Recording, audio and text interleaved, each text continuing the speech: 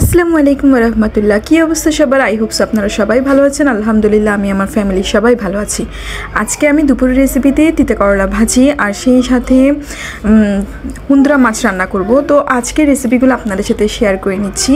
আমার চ্যানেলটা তো কিচেন উইথ সামিন, বাট দেখেন না, এই কিচেন উইথ সামিন চ্যানেলে কিচেনের কাজগুলো খুব কম করা হয়। বেশিরভাগ ইদানিং একটু বাইরে যাওয়া হচ্ছে, যে কারণে ব্লগগুলো দেওয়া হচ্ছে। বাট ইনশাআল্লাহ রেগুলারলি কিচেনের ব্লগ আপনাদের সাথে স্টার্ট করব শেয়ার করা।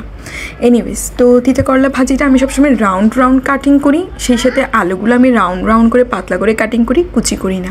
আর এইভাবে আমার তিতা করলা ভাজি খেতে খুব বেশি ভালো লাগে। আই হোপস আপনারা বুঝতেই পারতেছেন। এনিওয়েজ, এই তিতা করলা ভাজি আর আলুগুলো আমি একসাথে করিনি। আর আগে তিতা করলা ভাজিগুলো লবণ দিয়ে আমি ধুয়ে নিয়েছি। ধুয়ে নেওয়ার পর এরপর আমি আলুটা তিতা করলার সাথে মিক্স করেছি। এখন যাই কাজের বেলায়, যেটা ফ্রাই প্যানে তেল গরম দিয়ে সেখানে পেঁয়াজ, রসুন আর কাঁচামরিচ দিয়ে লবণ দিয়ে আমি এই তিতা করলা ভাজিটা ভাজবো। আমি তিতা করলা ভাজির মধ্যে এক্সট্রাভাবে কোনো হলুদ বা জিরা গুঁড়া জিরা পেস্ট এগুলো ইউজ করিনি। আমি ভাজা জিরা গুঁড়োটা আর লবণটা দিয়েই কিন্তু এই তিতা করলা ভাজির ফিনিশিংটা দিব। এনিওয়েজ, এখন দেখেন হুন্দ্রা মাছের জন্য আমি প্রথমে ফ্রাই প্যানের মধ্যে তেলটা দিয়ে দিয়েছি।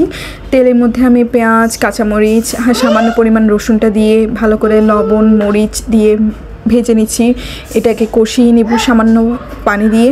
দেন আমি হুন্দ্রা মাছটা রান্না করে স্টার্ট করব। আসলে কি, মাছ যত সিম্পলি রান্না করা যাবে ততই টেস্ট। আপনারা আই হোপ সো ইচ্ছেও বেটার রান্না করেন, বাট আমি এরকম সিম্পলে রান্না করি। ট্রাস্ট মি, খাবারগুলো অনেক বেশি মজা হয়। তো এখানে আমি মাছগুলো দিয়ে দিচ্ছি এক এক করে। মাছগুলো স্টার্টিং আমি ভালো করে লেড়ে চেড়ে নিচ্ছি, কারণ একটু যখন এটা রান্না হয়ে যাবে এটা আর লাড়া যাবে না, তখন ভেঙে যাবে লাগতে যেয়ে।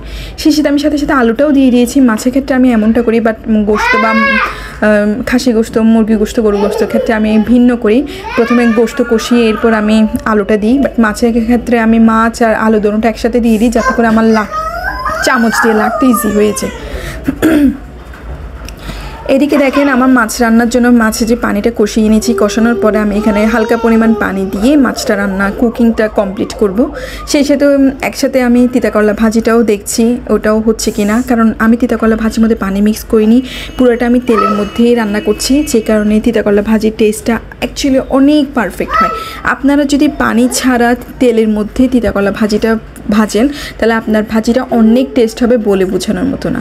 আচ্ছা, এদিকে আমার মাছ রান্না শেষ। আমি ধনিয়া পাতা দিয়ে এটা কমপ্লিট করে নিলাম, চুলাটা অফ করে দিয়েছি। আর সেই সাথে আমার তিতা করলা ভাজিটাও বানানো শেষ।